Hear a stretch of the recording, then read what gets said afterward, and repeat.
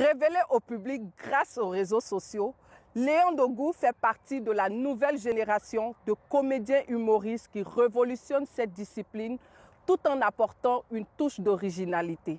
J'ai décidé de le rencontrer aujourd'hui pour en savoir plus sur lui, sa perception dans son métier et ses projets d'avenir.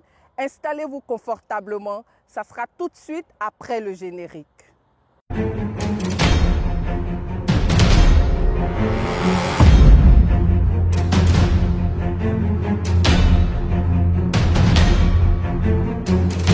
Je suis sûre que tu vas te marrer de ma prononciation, mais il fallait que je pose cette question. Kobo bois bouedje, e koda kwekwe, e bouedjawo. D'où est venue l'inspiration de ces mots? Est-ce que ces mots ont une signification particulière pour toi? En fait, il faut dire que je suis un passionné des films hollywoodiens et de l'humour aussi hollywoodien. Donc, c'est ça ma source d'inspiration. J'ai dit beaucoup mes mots. Et ouais, elles ont une signification particulière, mes expressions, parce que, par exemple, vous êtes étonné. Kobo Boabedje, ou bien, par exemple, un enfant a fait une gaffe. Tu dis, eh, Bouedjawo. Donc, ces mots ont forcément une signification particulière. Tu ne tournes quasiment qu'avec Ange Freddy. Qu'est-ce qui explique cela? Serais-tu prêt à travailler avec d'autres personnes pour d'autres projets? Bon, je dirais que c'est Ange Freddy qui m'a mis en lumière sur la scène, en tout cas sur Internet, partout. Donc, avec Ange Freddy, c'est la victime. J'ai moi aussi mon équipe. Mais j'ai déjà collaboré avec plusieurs bailleurs, à l'instar de Moses Saoné, Paul Yvétien, président Vesca et autres. Voilà.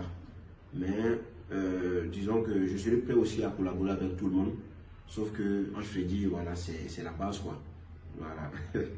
Comment fonctionne votre équipe et quel rôle joues-tu dans cette organisation tout au long du processus du tournage? Il faut dire que, comme je l'ai dit précédemment, c'est une grande équipe. Donc, il nous arrive de proposer des idées, des scénarios. Et voilà, chacun apporte un plus. On essaie de faire avec et puis donner le meilleur de nous-mêmes afin que le grand public vraiment soit content du travail. De toute façon, je dirais que c'est un travail d'équipe. Voilà. On te connaît aujourd'hui en tant qu'un comédien web. Est-ce que tu penses passer sur la scène et comment tu t'y prépares? Bien évidemment, la scène, comme je l'ai dit, hein, la scène représente pour un comédien ce que représente un live pour un artiste chanteur. Donc c'est clair que on veut forcément faire la scène, donc je me prépare durement. Je pense qu'avec l'expertise de mon frère Ange Freddy, on est en train de travailler là-dessus. Et pourquoi pas la musique aussi. Donc voilà, c'est un projet d'avenir. On te voit rapper de temps à autre. Pourrais-tu faire un freestyle pour les abonnés de Selfie People Show pour terminer l'interview? Yeah! Rapper. Ouais. Attends, composer quelque chose. J'ai laissé mon regret dans la cuisine. C'est parti le manger. Je t'ai pas donné l'autorisation. Je vais dire à papa. Papa, t'as vu ce qu'il a fait, non? Oh, laisse ça. Tu as raison. Bon, tu pourrais ça, hein, quoi. Amis de Selfie People Show, nous sommes à la fin de notre émission. J'espère que vous avez aimé cet échange avec notre invité du jour. Je vous invite à nous suivre sur Facebook, YouTube, Instagram, Twitter et Snapchat. Continuons de respecter les gestes barrières pour pouvoir vaincre le coronavirus.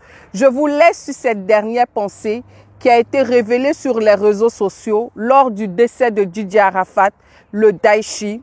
N'oublions pas de dire à nos proches que nous les aimons parce qu'on doit s'aimer vivants. Je vous dis à bientôt!